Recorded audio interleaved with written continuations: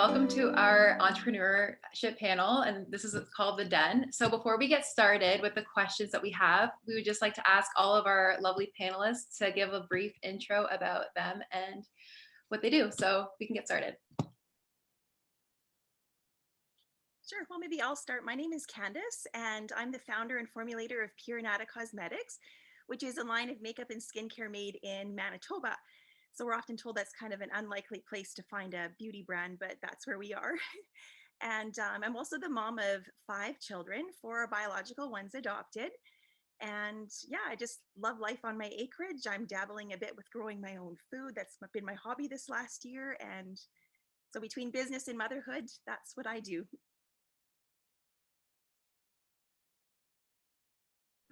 Maybe I'll jump in.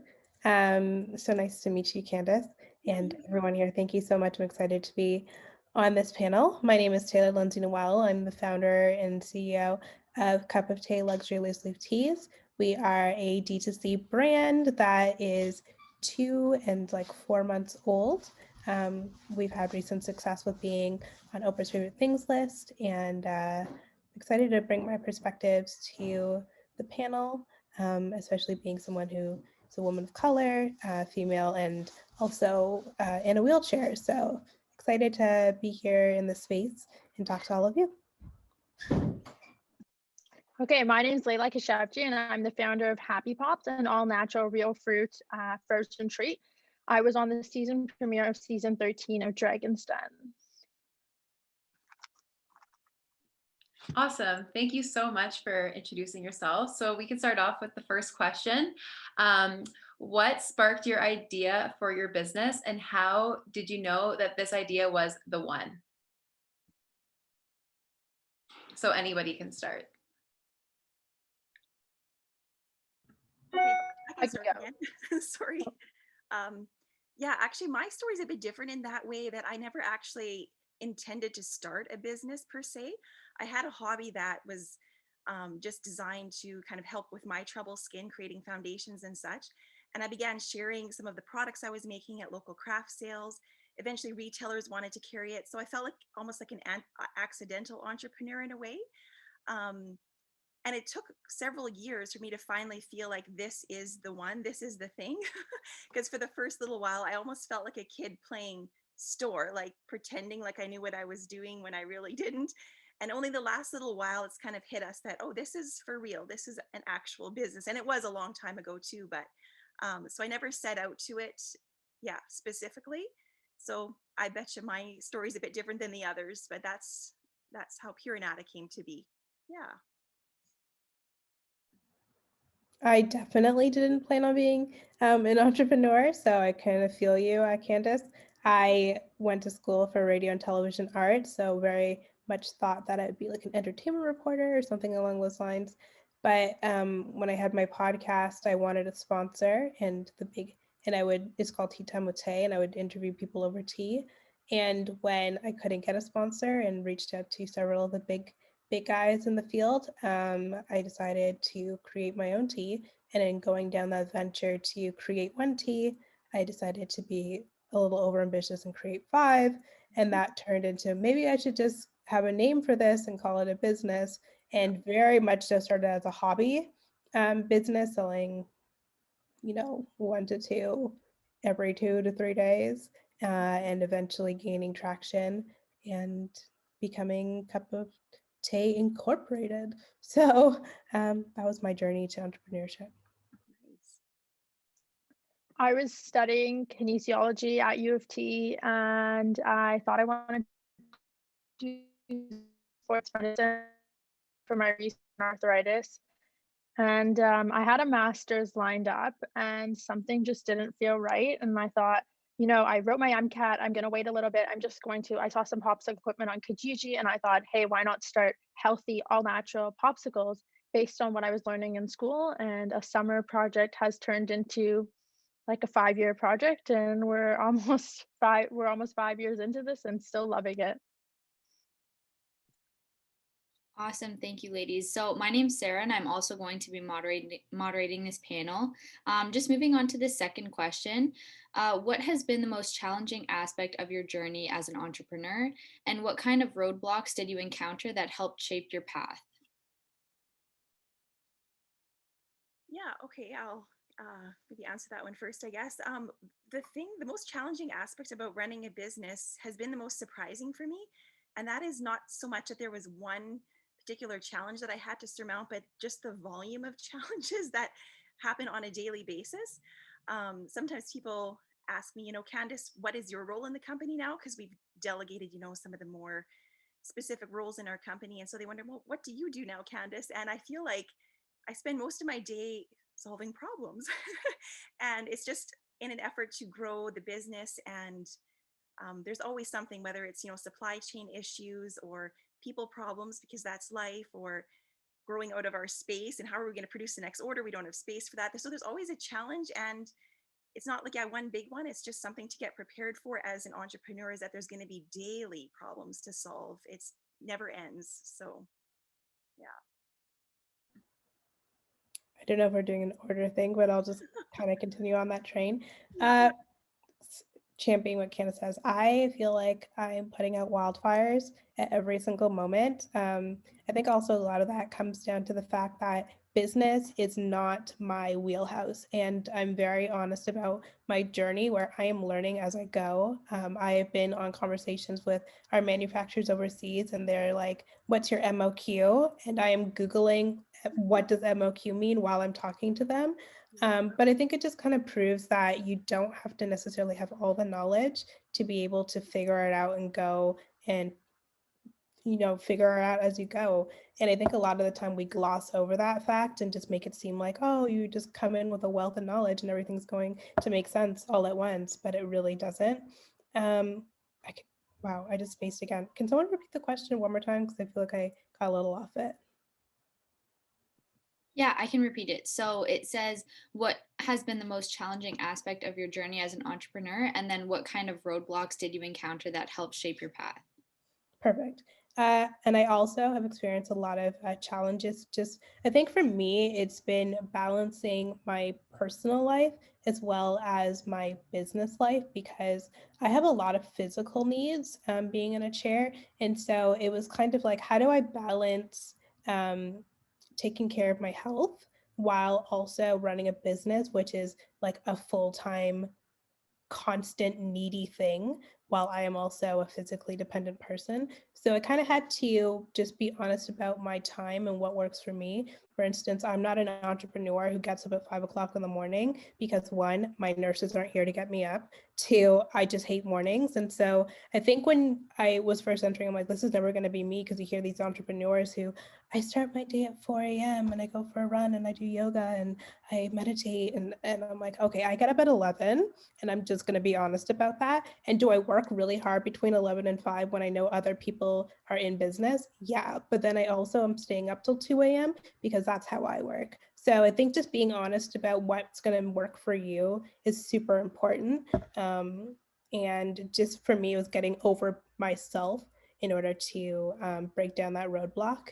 And just be honest was something that took a while, but I'm here now and I'm okay with being a 11 to 2 a.m. kind of entrepreneur.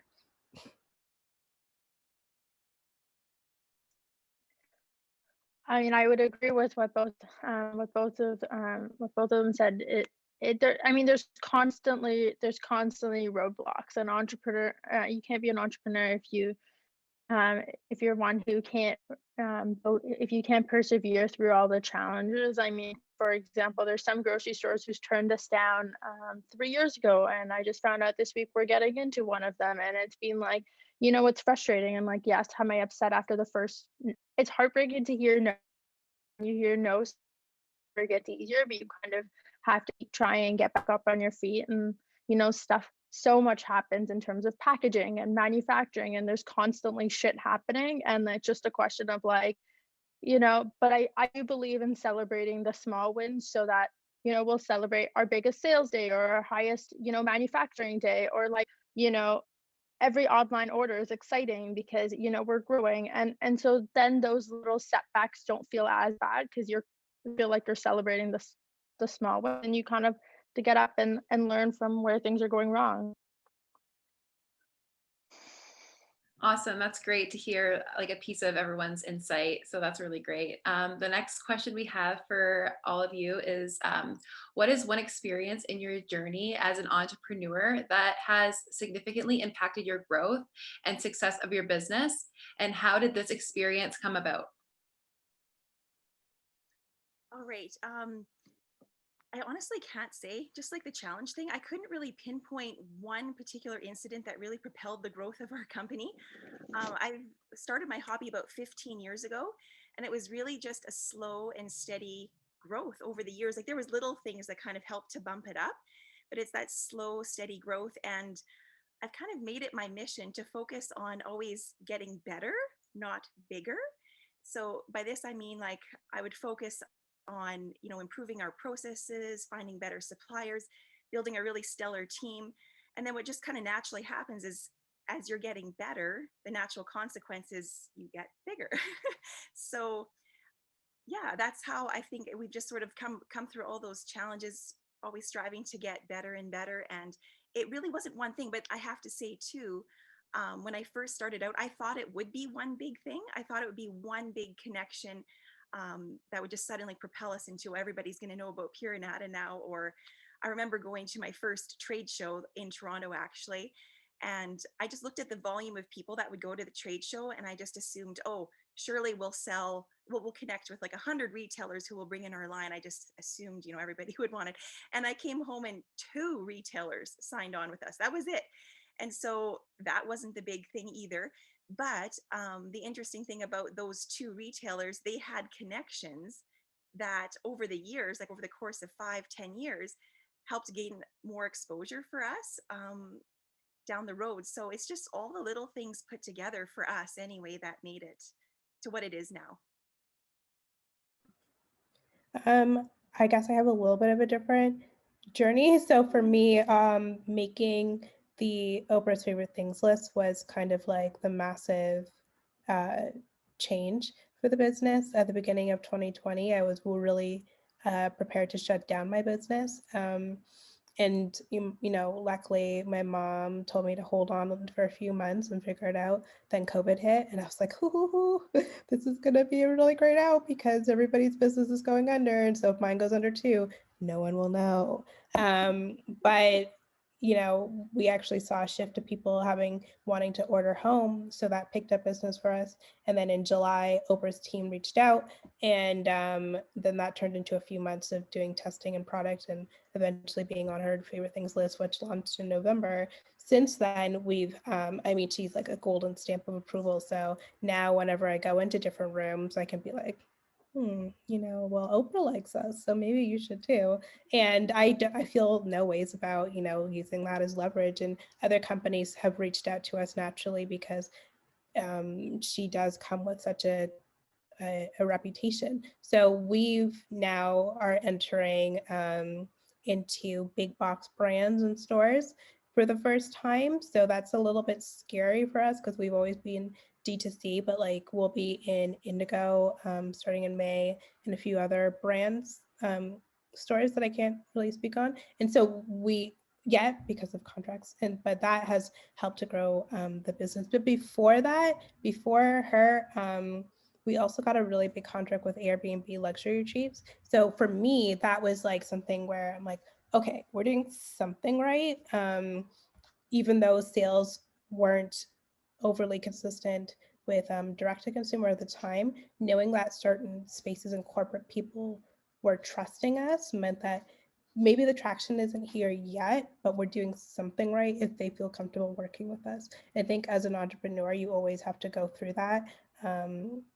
Those really small lulls in your business and ride them out, because if you're doing the work and the quality of the product is good, eventually someone is going to see that potential and help blow it up to where you actually would like it to go. Thanks for the comments, by the way. I'm seeing all of them. I think for me, Dragon's Den was probably the point where it really changed the trajectory of my business. I was coaching gymnastics up until that point. And I think for the first time, I felt like, okay, now this is going to be public. Like everybody's going to know that this is what I do for a living, and I need to go all in and really build this and take this exposure and really grow it, because people are going to be like, oh, where do I try this popsicle? I have this endorsement from the Dragons. And although I never ended up closing the deal and taking the investment, it was still a moment that really changed my experience. So for anyone starting a business, or when you get to that point, it is a Canadian entrepreneur thing to do, but I think you go in and you position yourself correctly, it can really change um, the business, because they only pick a certain number of people, and those people will just have that credibility and that validity, and that's what really helped us. Great answers. Thank you. So moving on, you guys have already kind of touched on this already, but we know that we're all living in such unprecedented times. So we're curious to find out, how has the COVID-19 pandemic affected your business? So how has it affected you as an entrepreneur, and what have you learned, or like, have you learned any new skills, or have had to adjust the way that you run your business day to day? Yeah, so yeah, COVID really affected us initially in spring because just the fear that was surrounding everything that was happening. People didn't know exactly what was happening. And so we produce for other brands as well. So not just pure Anada, but we also contract manufacturing. So everybody was just holding their breath, it seemed. So we had to lay off 15 people in the back. And I can't explain the feeling of how hurtful and devastating that is to a business owner, because these are people that they're my team. I connected with them. I love them. And to just have to tell them that they no longer have employment was just like one of the worst things I found. Um, and then I also found that it was quite hurtful when people were throwing around the word non-essential, and like to say like a product is non-essential or a business is non-essential, a person isn't an essential worker. And like, I get it that makeup itself isn't essential, but I would look at that empty spot, by our mascara machine and think, well, that person was essential. You know what I mean? So that was something that I think it's gotten better now over time, because we now realize that we all contribute to the economy in that way. And then just now in fall, it was really hard because we have retail boutiques here in Manitoba, and over the holidays we were forced to close because we were a non-essential business. And so it was really hard to watch Walmart and Superstore continue to be open and sell products, and they were selling non-essential products as well. And then eventually our premier did make the decision to everybody had to block off non-essential products. So it was very inconvenient for consumers, but it kind of felt like a leveled playing field for me, and I was kind of actually thankful for that. And so we did get a lot of more online orders. We've been hiring people back slowly but surely, which is great. And what I've learned in all of that too is, as much as I love the in-person interaction with customers, like my storefronts are the absolute favorite thing I love about my business, is just creating an atmosphere and experience for people. But I have to hold that really loosely now. I don't want to make that our main thing. It's got to be online, because that's where like that's almost invincible, I suppose, is that people can still place orders online. So we'll strive to continue to make that a better experience for people, and just hold on to the storefronts loosely. Because yeah, we had 2 years ago, I opened a little store, a seasonal boutique in Prince Edward Island, and that was mainly for the reason so that I get to go to Prince Edward Island to open the store and close the store. But of course I wasn't able to go last year, and yeah, I'm sad, but can't be the main thing. So yeah. I always say that you have to find opportunity in inopportune times, and there's no greater time and more inconvenient time than COVID-19, whether that be our generation or generations before us. For me, I think I was really lucky and placed in the position where I was already online, that had already been my business from start to finish. But I guess where I found opportunity in that inopportune time was the fact that the market for real estate, for commercial, was horrible. People were selling commercial real estate. The prices of storefronts went down. And so as my business was growing, because I run my business actually from my home, which a lot of people don't know. And I think a lot of businesses start like this, but I don't think people, when you see a brand similar to the success we've had, knowing like where you run it from. And so we run 80% of the business right now from here. But as the business grew and COVID safety, because again, being a very high risk person, I found myself working upstairs in my room because I wanted to stay away from people who are working downstairs for my own health. But because, again, of the real estate changing, I actually just closed on a store, which is about 1,100 square feet, so that now I can have the space, small storage right now for all of our extra inventory, but also to have a bigger space so that I can be working in the corner, but still in the same space as my people and everyone being safe and healthy. And then that, because of the price of real estate being so low, I don't think I would have been able to afford that in like a year from now. So it was a perfect time to get in. And additionally, I think now we'll have the opportunity with curbside pickup for that being a thing, because people have been asking and demanding that like nonstop. And then also where we bought the store is right around us 4 different buildings, and that's about 1,600 units. So that's kind of like 1,600 new eyes that can be on my business and hopefully be customers, which will, one, carry the mortgage of the store, and two, give us an opportunity to continue to expand. And I know it's kind of crazy to think like you're trying to go retail when we just figured out that being online is the best thing to do. But now I have the opportunity to do both in a situation where I don't think I would have been able to afford it or had the vision for it prior to COVID.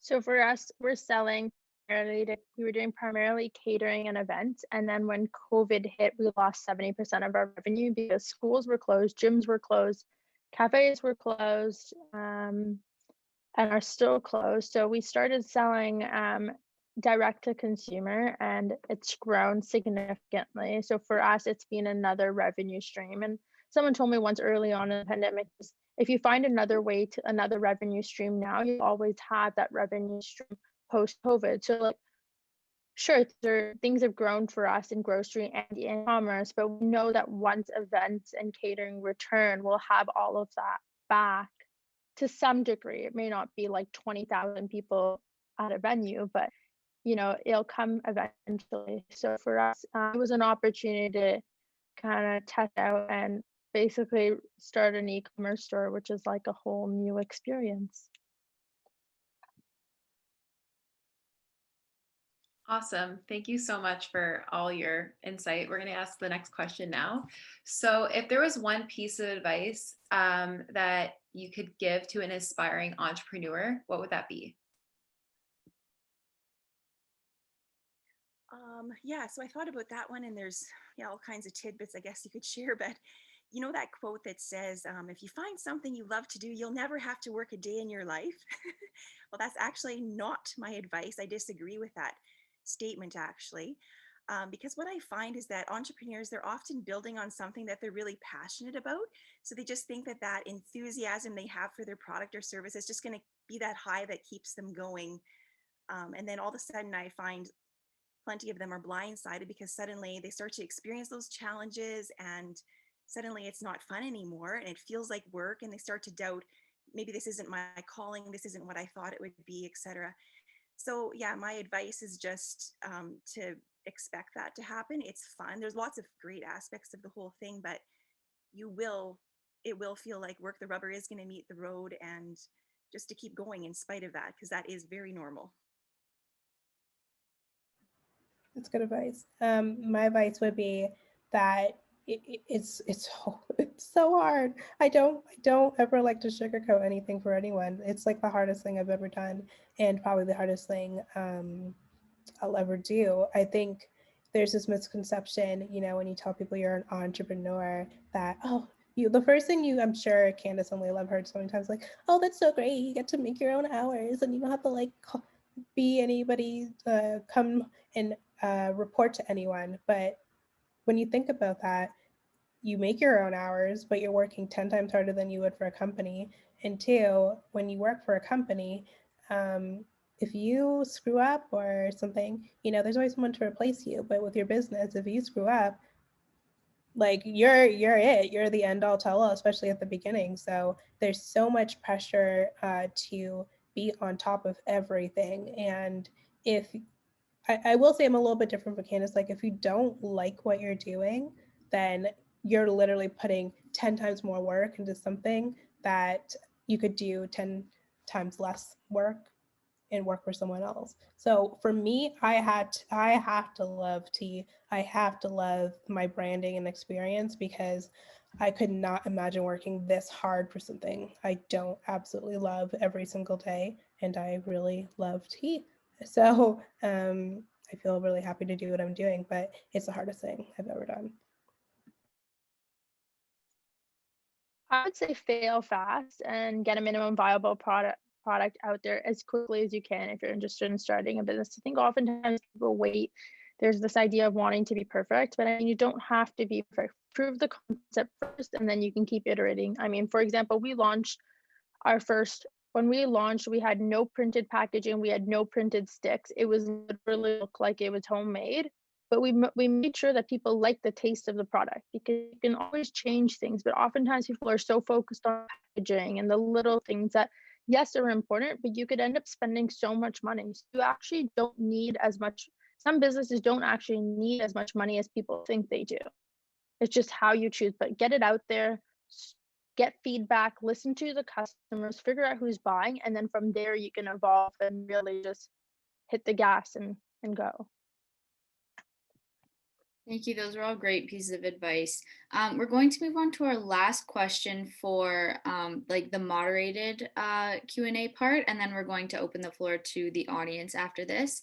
So the last question is, entrepreneurs often express that it is challenging to draw a line between work and personal life. So how do you flick the switch off after leaving the office, shop, factory, whatever it may be, to achieve work-life balance? And then what is something that you are passionate about in your personal life that keeps you going during these tough times? All right. Yes. Okay. So my best piece of advice for women who have a struggle between balancing between home and workplace, especially if you're a mom, I mean, that takes it to a whole nother level, but is to delegate someone to do your household tasks. Um, my very first Pure Anada employee was actually a housekeeper. I remember sitting at my kitchen table and being completely overwhelmed. And then I thought to myself, so what are the things in life that I just don't need to do or don't want to do? So of course that came out to be like laundry and prepping meals and cleaning bathrooms or whatever else. So that was the single biggest thing I feel like I did at the beginning, because I had 3 little children at that time, so that it completely freed me up to work on my business, building that. And then when I'm done, to spend time with my children. So I have no regrets on that. And I often advise that to women as well, just delegating the things that are, I guess, the least important that you have to do personally or that you don't want to do. So, yeah. I admittedly am struggling in this arena currently. Like I said, previous to the last couple months, things were very manageable and not slow, but manageable, to right now where things are a little bit out of control.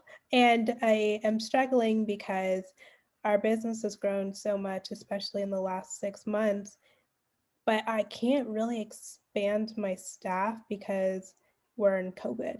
And so I'm struggling with having way more responsibility, but not really having the opportunity to bring someone in and really train them, because I'm terrified of getting sick, because like I said, I'm very high risk. So I've taken on a lot more responsibility that I think I would have in non-COVID times been able to delegate better.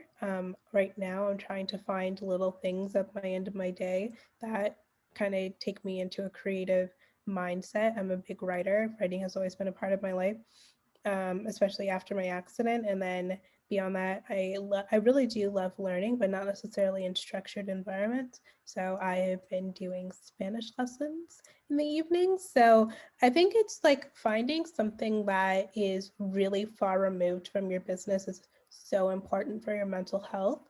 And for me, that is writing and learning a new language. And I'm open to hearing and happy to hear from Candace and Leila on these two things, because this is an area I'm truly, truly struggling in.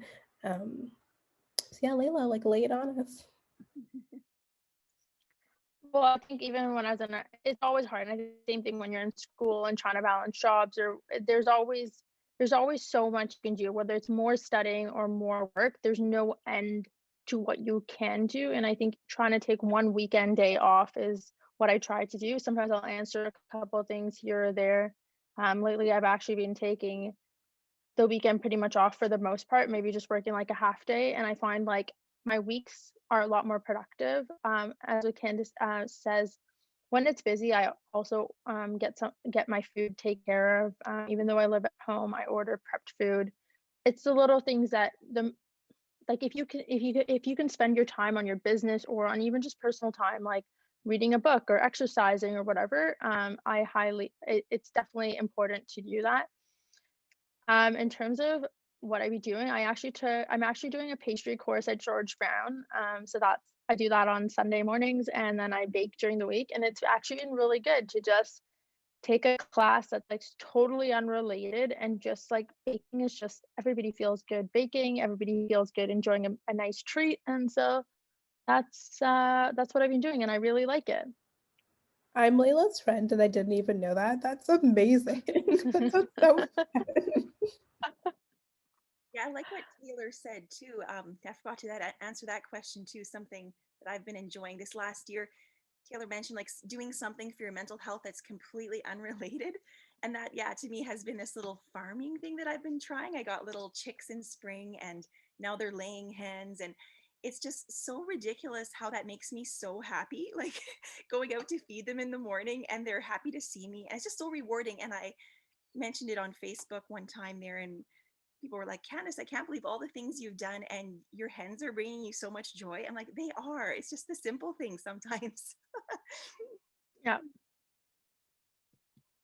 Okay, awesome. Well, that concludes the moderated portion of the Q&A. I just want to thank you ladies again for taking time out of your Sunday to participate in this conversation with us. Resilience has definitely been a common theme throughout our conference, and definitely I want to say in the past year as well. And just hearing all of your answers, that was definitely like brought to life. So I want to thank you for that. Now we'll open up the floor to questions from the audience. So if anyone has any questions, you can just use the raise hand feature, or if you don't have that feature, feel free to type it in the chat and we will get to you. Let's start with Evelyn. Hi, everyone. I just wanted to say thank you once again to Candace, Leila, and Taylor. It was truly inspiring to hear your stories. My question relates to the theme of International Women's Day this year, which is Choose to Challenge. And as entrepreneurs, there are a lot of challenges that you face in your daily lives, and also doubts and adversity. So how do you personally choose to challenge, and how do you deal with the adversity and doubts that other people may have? I can go. I'd be lying if I said it hasn't been challenging building a company as a young woman and person of color. I think I've tried to hide behind who I am for the longest time, or just didn't think there was this barrier. But the reality is there is. And I think now it just, thankfully Taylor and I are friends now, but we've been friends, but like just being really vocal about it. And like, this is who we are, this is what we're building, and this is the future. The future is female, the future is diverse, and really just getting out there. And I think we need to support each other. Like this past year, there's been so many women-owned businesses who've supported each other. And I just feel like the pandemic has led to more support. So I think like we need to continue that, and we need to continue to support local and change. And like it's up to us to change what's going on, and be vocal about it. I completely agree. I think there's so much importance with surrounding yourself with like-minded people. Like whenever I'm having a question or a bad day, I literally run to Leila. I'm like, Leila, I don't know what to do. And she's always there as a helping hand. I think also, like she said, representation is so important. I constantly find myself in rooms where literally nobody looks like me. I'm Black, female, and disabled. And I think I've had to get out of my own head first, seeing and at first I wouldn't even tell people when I'm doing business with them. They'd be surprised if I show up for a meeting and then I'm rolling in my wheelchair and they're like, and I can tell they have these misconceptions about me, my abilities, and what my journey. And I cannot tell you how many times I've been asked, oh, so like, what's your role in the business? Like, who's above you? And I'm like, no one. This is me. I'm doing it all. And I've had to become really comfortable with being sometimes the first person in a room of opportunity. And I have noticed that that happens a lot. But what I've also learned is that when you are in these rooms of opportunity, you have to be okay with being the first. And when you are in a room of opportunity, to always bring up someone else with you, because it's so important. I've had so many people advocate for me and really get me in other rooms. And now I have the opportunity to do it, and I do it continually, because we need to continue to break down misconceptions that, you know, a successful entrepreneur is not like a cisgender white male. It could be anyone. So yeah.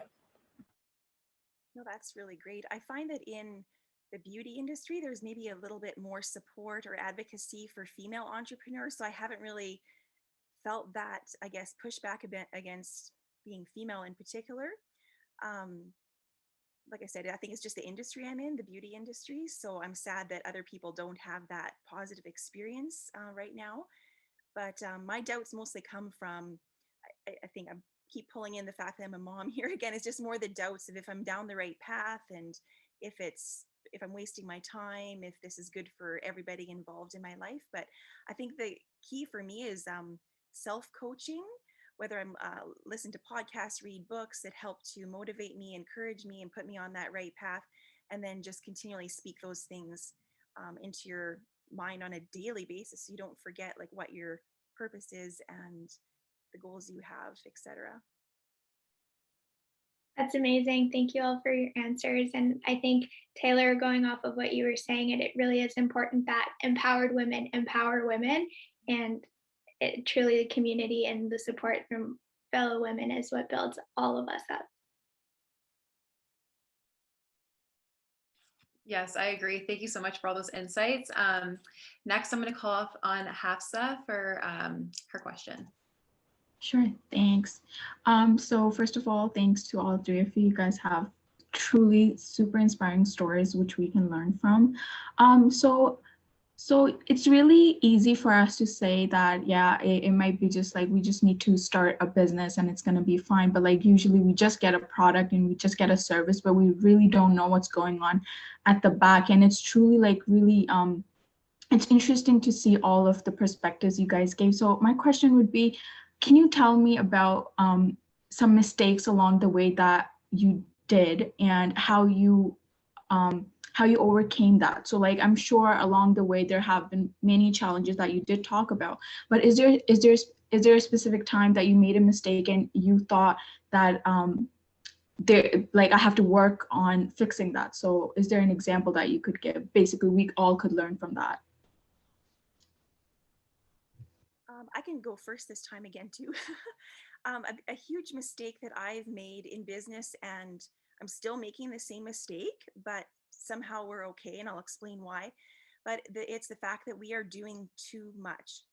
We manufacture our own product, we distribute our own product, we have retail stores, we're selling to retails, B2B, and it's just far too much. And I know that it's too much because I see other brands that we produce for, and they are able to succeed further or specialize in each one of those particular areas if they're not, let's say, producing their own product. So that's huge. And we came out on the other side simply because I've aligned with team members. We have people on our team who are, you know, like we now have Walia who works in the lab, and she's kind of taking on that role and people managing different aspects. But yeah, would highly recommend not trying to do all the things. You don't have to do it all.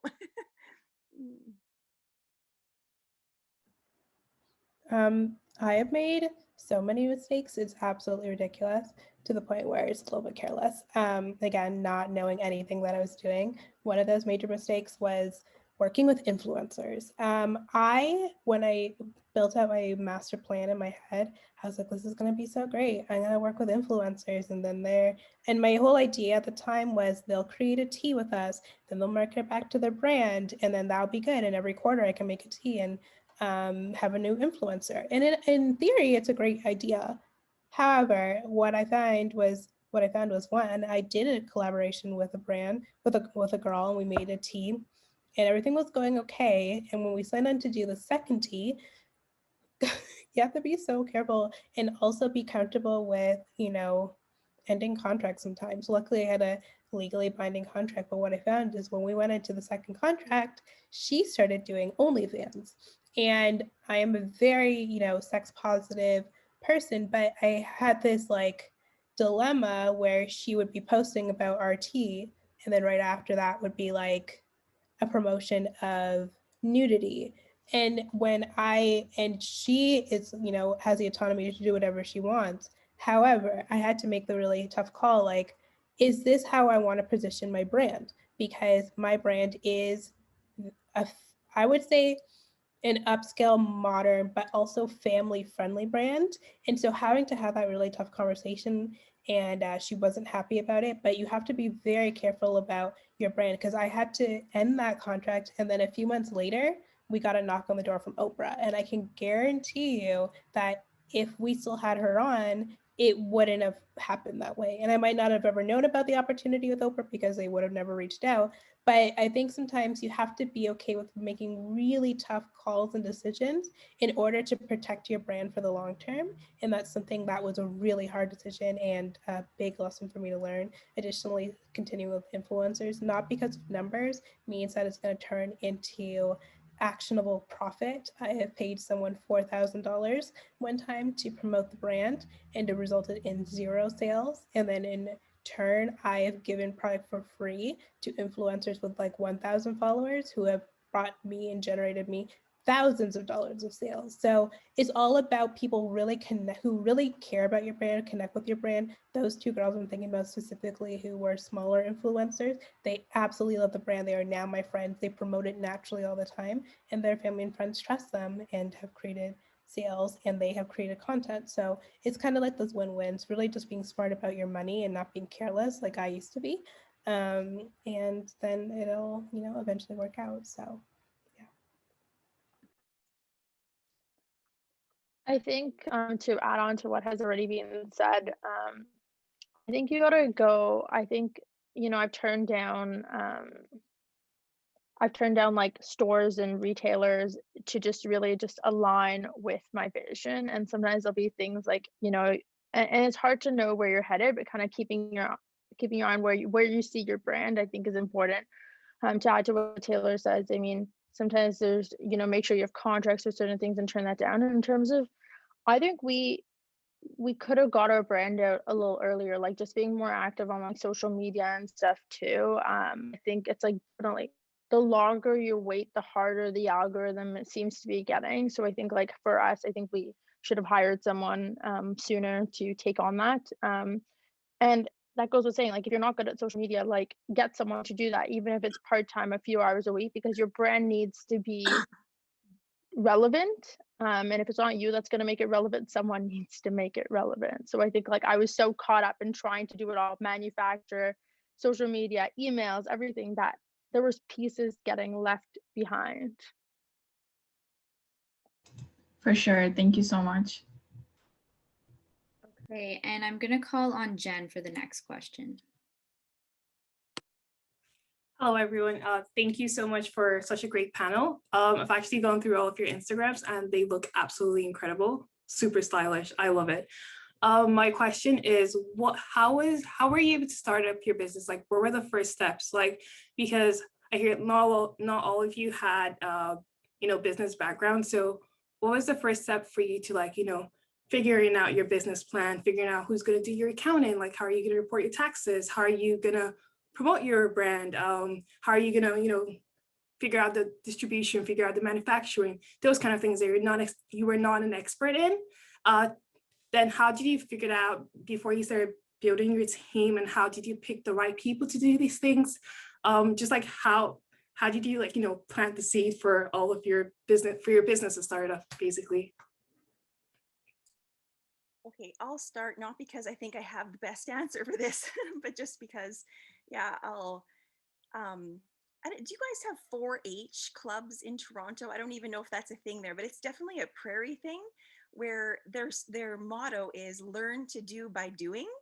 And so I was always a 4-H club member as a kid, and that's just really how I feel like I built my business, was just learning to do by just doing it, even if I didn't know exactly what I was doing. And you can learn almost anything nowadays, especially with, you know, the internet, etc. And you just have to keep putting one step forward above the other. Like, don't let anything hold you back, because then you won't move forward. And yeah, so I don't really feel like I have the best answer. I'm waiting to hear what Leila and Taylor will have to say. For me, it was definitely Google and YouTube. I didn't really realize, but I think along my life, I've always just had like an entrepreneur spirit in everything I've done. Like, I started a podcast, which is an entrepreneurial journey. When I was doing my podcast, I heard, you know, when you see those commercials about drop shipping and like, you could make $20 million overnight. And I'm like, yeah, I could do that. And so I started drop shipping wine products randomly in university, wine accessories, and it failed miserably, but it taught me how to use Shopify. So by the time I was ready to do my business, I was kind of collecting a bunch of failures, or what I thought were failures, and now knowing better and doing better and applying that to my business. Also, when I was thinking of starting my business, I knew I wanted to be in more of a luxury space, because I looked at like the market of everything that's out there, and tea has been really consistent and not really innovative, I feel like, in terms of branding in a long time. David's Tea has a really, except for David's Tea, they have like a really fun brand. It's really bright, and I like love their teas, and that was what I used to drink consistently. But I also knew that they had a lot of fillers in their tea, not everything was organic. So I knew if I was going to enter, I had to bring something different. Also, being a massive consumer, I buy stuff on, there's packages that show up at my house every single day. I know what the customer experience is like, and I knew I had to bring that to my customers in a really fun way. So positioning myself as a luxury brand was super important. In terms of finding and starting the company, I Googled like how to manufacture tea, literally. Looked at all the people on the first page, opened them in links, contacted them, got pricing and sourcing. In working with things overseas, Alibaba is your best friend if you're going overseas for manufacturing. Look for things with trade assurance, look for companies with a history, ask them for samples. And in terms of finding the right people to work with, my logo was created by someone who I did a contest on designcrowd.com, and they helped me do my logo. I've also hired people along the way on Fiverr to help with other miscellaneous things. So there's tons of people who are freelance designers or freelance people who help me with web design. I just love social media and all that stuff. So that was really easy for me, because I'm just like I guess an artistic branding person in that sense. But anything you don't know, outsource through these people you can just hire on a contract type basis. Like, even still to this day, we don't have a full-time employee that works for me. Everybody is subcontract, because I handle everything almost by myself. And we've been okay with that, and it's working for us so far. It's going to change in a few months when my store opens. But yeah, Google, YouTube, Mistakes, Fiverr, Design Crowd. Yeah, and Leila. Contact Leila. Oh God. No, I would definitely add to that. And yeah, definitely speak to people. That's why I really like Clubhouse. I'm trying to do a weekly Wednesday night series. Taylor and I did one this past Wednesday. But I think like listening to other people and like who are willing to be vulnerable. So I love podcasts like How I Built This. In terms of growing your team, probably one of the hardest things. I would definitely have contracts. I would definitely keep in mind that the people who you can afford to hire starting out are going to be different than the people. There are people who will serve a purpose at that time, and then there will be people who like have more were better at a different time. So like you may not be able to hire your dream person starting out, and like finally we're able to like hire some we hired like this week last week we hired a customer service person, and like that's really helped, like key accounts and customer service, but it's been hard to get to that point. And I think look for people with a growth mindset. I think that's what I've learned is start building a startup is very different than building like another like than working a very corporate job or working retail. So you want people who are like very vested in your mission as a company, knowing that they may not have the same hours every week, knowing that they may not have the same tasks, but if they're like vested in your mission and like we talk about like we text them with like happy bobs to the moon and like this that's like every time we get a sale we'll like text each other, and like it's that kind of like going to stores, and it's just that excitement of the brand as close to your level of excitement of your brand is so key. And just like start your hiring process early, like hire slow fire fast is really like true. Like if someone's not working, like get rid of them, as hard as this is. um, and really take the time to hire hire the best that you can afford, and take the time to look for great people. Thank you so much for all the responses. And also, I just wanted to congratulate Taylor on, I saw the sponsorship or like partnership with the Grammys, and that is really, really cool. So congratulations on that. Thank you. Thank you so much. It's honestly a dream come true, because like it's so crazy because the Grammys are not even until next Sunday. And to think that every presenter and nominee is going to have our products. Like I am the biggest music fan in the world. So the fact that Beyonce is going to touch something I own, I'm like, oh my God. And I don't know what that experience, and there's no guarantee that these people are going to post or anything, but the fact, an important lesson with the Grammys. So this was an opportunity that came about because I was kind to another person who brought my name up in a room of opportunity. She went for lunch randomly with her friend afterwards. I did a speaking engagement, and I was so nice to her, and genuinely, like I really liked her. And she went out for lunch with a friend and was talking about the speaking engagement that I did, and he just happens to be the person who organizes the Grammys. So the Grammys get big. So the importance in business of creating connections is through and through. Like it's so important. And beyond working with him with that, I've gone on to do other collaborations with him because of that working relationship. And also knowing sometimes that like you might not see the opportunity ahead of you at the moment. Like this was a gifting opportunity, so I'm not being paid to be a part of the Grammys, but the potentials that can come from working in an environment like that. And I negotiated getting my pamphlet with my story into every single bag that goes out. And that is so important because beyond them liking the product, they now will also know the story behind the brand. And that's something that no other brand in the gift bag this year has a pamphlet except for us, because I negotiated that. It wasn't something they said they would do, but I was really adamant about it, and it got it in. So I think that's going to go farther than the actual product. So yeah, advocate for yourself. It goes a long way. Yes, absolutely agree with all of that. I know we have one more question, but I think what we're going to do right now is go into breakout rooms. So they're like more personal sections where you guys can ask your questions to whoever you want personally. So I think we're going to get that started in a couple seconds. You'll just see at the bottom of your screen an option to go into breakout rooms. You can move between whoever you want. And if anyone is unable to join a breakout room, just speak up and we'll place you wherever you want to go.